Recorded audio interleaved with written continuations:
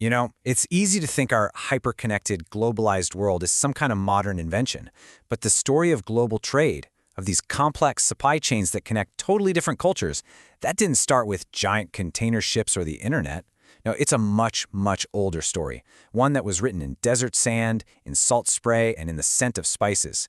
So let's dive into the world's first economy. And to really get our heads around this ancient economy, let's start with a bit of a puzzle. Here's a question for you. What could possibly connect a sacred ceremony in ancient Rome, a camel caravan trekking across the Arabian desert, and maybe even the perfume you're wearing right now? The answer is pretty fascinating, and it basically gives us the blueprint for our modern world. Well, the answer to that puzzle, it all comes down to the first great global networks. See, long before we had fiber optics, humanity built these incredible corridors for goods, ideas, and culture that stretched clear across continents, connecting civilizations in ways that would literally shape all of history. And one of the absolute most important of these early networks was the incense route. It's really the perfect case study for understanding just how sophisticated and how essential this ancient version of globalism actually was. So let's actually do that. Let's take a journey along this remarkable route to see exactly how it worked, what it was carrying, and why it became so incredibly vital to the great empires of the ancient world. First things first, why on earth would you build a whole trade network around, well, smelly tree sap? Because in the ancient world, incense wasn't just a nice air freshener, it was absolutely essential.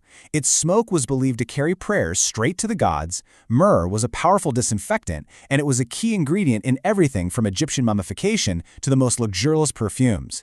So, and this is the crucial point, this stuff was unbelievably valuable. At certain times, it was literally worth more than its weight in gold. Just try to imagine the sheer scale of this journey. It all started way down in southern Arabia with resin being harvested from trees. From there, it was loaded onto massive camel caravans for this grueling trek north across the desert, passing through these legendary trading hubs like the incredible rock-carved city of Petra. And finally, it would reach the Mediterranean, where it was sold in the bustling markets of places like Rome. It's just an incredible supply chain, powered entirely by camels and sheer human grit. And this quote really gets to the heart of it. These routes were never, ever just about moving products from point A to point B. Along with all that frankincense and myrrh, these caravans carried languages, technologies, religious ideas, and cultural habits. They were these conduits that didn't just connect civilizations, they actively shaped them. But here's the thing, as important as the incense route was, it was far from the only game in town.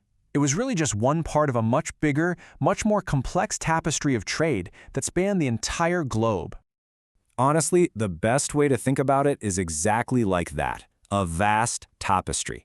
Each trade route was like a single thread, but when you wove them all together, they created this vibrant and deeply interconnected ancient world. For example, you had the trans-Saharan routes. We're talking about caravans so enormous they were described as moving cities, sometimes with thousands of camels, trekking across the world's largest desert. And what were they trading?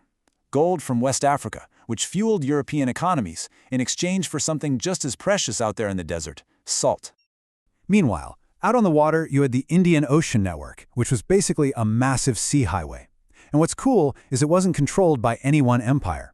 Instead, it was this multicultural world of Arab, Indian, and Southeast Asian sailors who had mastered the monsoon winds to trade everything from cloves and nutmeg to fine Chinese porcelain and Indian textiles. And if you're looking for sheer drama, you really can't beat the Tea-Horse Road. This was steep commerce in every sense of the word. You had porters literally carrying massive bricks of compressed tea on their backs across the treacherous Himalayas, all to trade for strong Tibetan war horses that were crucial for Chinese dynasties. Just incredible. So, at the end of the day, what was really driving all of this? It wasn't just about profit. It was a fundamental human curiosity, this deep desire to see what was over the next mountain, to meet the people on the other side of the sea, and to share in the wonders of the world.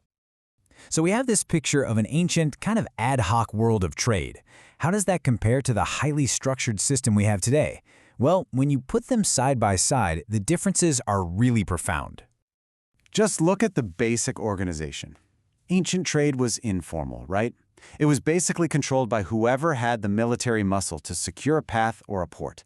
It was a world of high tolls and local power plays. Compare that to today's system, which is built on formal, written agreements negotiated by pretty much all the world's governments, with shared rules designed to be predictable and fair. Now, of course, power dynamics still play a huge role today, but the framework itself is fundamentally different. And it wasn't just how they traded, but what they traded, and the risks involved. Ancient routes mostly carried low-volume, high-value luxury goods, things like silk and spices, because the risks were astronomical. You had bandits, pirates, brutal weather, and war. Today, we trade everything from iPhones to digital services, and while risks still exist, they're managed by international law and formal systems for resolving disputes. It's a huge shift from a high-risk adventure for a few to a structured system for the many.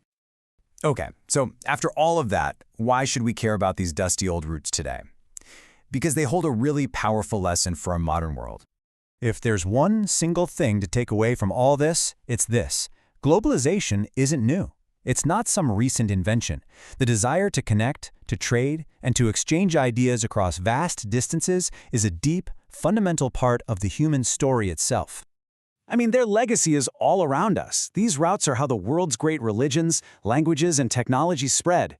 They prove that no society has ever truly been an island, and they remind us that behind every single product we own, there's a long, long story of human connection. Heck, even our modern debates about trade fairness and who really benefits, those have deep echoes in the power struggles along these ancient paths. And that leaves us with one final thought to chew on. For thousands of years, goods like incense, silk, and spices drove humanity to cross deserts and oceans. So, what's the incense of tomorrow? What will be the product, the service, or the idea so valuable that it will forge the next generation of global networks and, once again, completely reshape our world?